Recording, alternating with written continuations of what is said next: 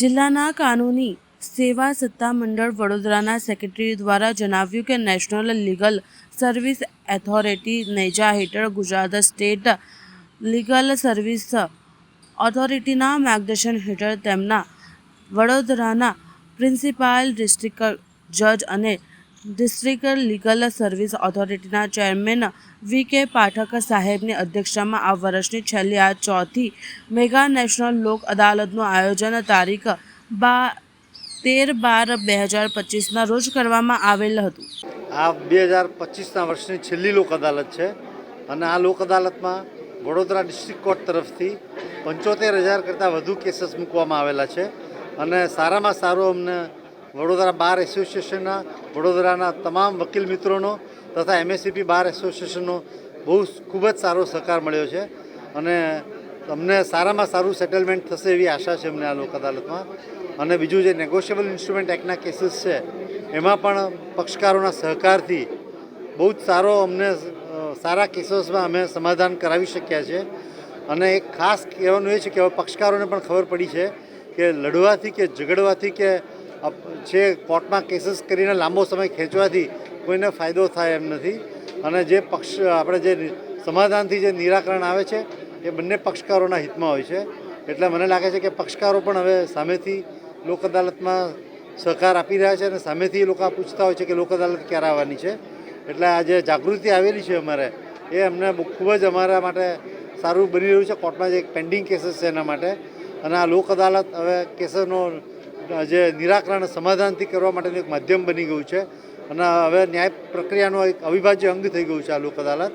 એટલે મને આશા છે કે આ લોક અદાલતમાં પણ અમને સારો સહકાર મળી રહ્યો છે અને સારામાં સારું રિઝલ્ટ આવશે। હું તમામ પક્ષકારોને તમામ વકીલ મિત્રોને શુભેચ્છા પાઠવું છું આ લોક અદાલતની અને તમામને વિનંતી કરું છું કે તમે મોટી સંખ્યામાં તમારા કેસો આ લોક અદાલતમાં મૂકો અને સમાધાનના માધ્યમથી આ કેસોનું નિરાકરણ આવે એવા તમે પ્રયત્ન કરો। અને અમારા જ્યુડિશિયલ ઓફિસરશ્રીઓએ પણ સારી એવી મહેનત કરી છે અને સારા એવા પ્રયત્ન કર્યા છે। એટલે મને ચોક્કસ આશા છે કે આ લોક અદાલતમાં અમે સારામાં સારું પરિણામ મેળવી શકીશું। Thank you. આ લોક અદાલતનો આ મુખ્ય હેતુ જ આ છે કે કોઈનો પરાજય નહીં, બંને પક્ષોનો વિજય અને એની નેમ રૂપે જ આજ રોજ આ વર્ષની છેલ્લી અને આ વર્ષની ચોથી લોક અદાલત નેશનલ લોક અદાલત વડોદરા જિલ્લામાં યોજાઈ રહી છે। નાલસા દ્વારા અને ગુજરાત સ્ટેટ લીગલ સર્વિસ ઓથોરિટીની અનુશ્રામાં આજ રોજની આ નેશનલ લોક અદાલત આપણે પ્રિન્સિપલ ડિસ્ટ્રિક્ટ જજ સાહેબશ્રીએ ખુલ્લી મૂકી છે।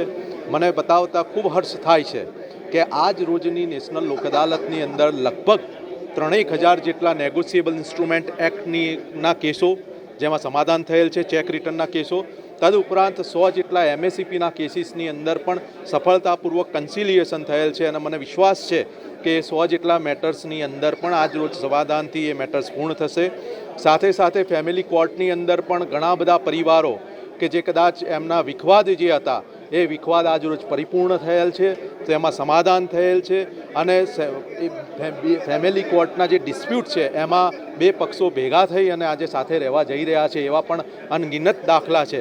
આમ આ એડીઆરની જે સિસ્ટમ છે, અલ્ટરનેટિવ ડિસ્પ્યુટ રિઝોલ્યુશન મિકેનિઝમની, એનું જ એક આ ફળ એટલે લોક અદાલતને એના અંદર બહુ જ સારી એવી સફળતા વડોદરા જિલ્લામાં પ્રાપ્ત થઈ રહી છે અને લગભગ આજે અમે 71,000 જેટલા કેસીસ કે જેમાં પેટી ઓફેન્સના કેસીસ પણ આવી ગયા, તો એ બધા જ કેસીસ મૂકેલા છે। છેલ્લા 2 મહિનાની મહેનત, કન્સિલિએશન પાછળની વકીલશ્રીઓની મહેનત, જ્યુડિશિયલ ઓફિસરશ્રીઓની મહેનત અને તેના ભાગરૂપે આજે આપણને આ છેલ્લી નેશનલ લોક અદાલત આ વર્ષની જે થઈ રહી છે એમાં ભવ્ય સફળતા મળી રહી છે। નિરાધારો હસતા થઈ અને જે બાળકો તમે હમણાં જ દેખ્યું કે એક કેસની અંદર 30 લાખ જેવું જે છે અમાઉન્ટ કમ્પન્સિએશનની તો એ આપવામાં આવી છે।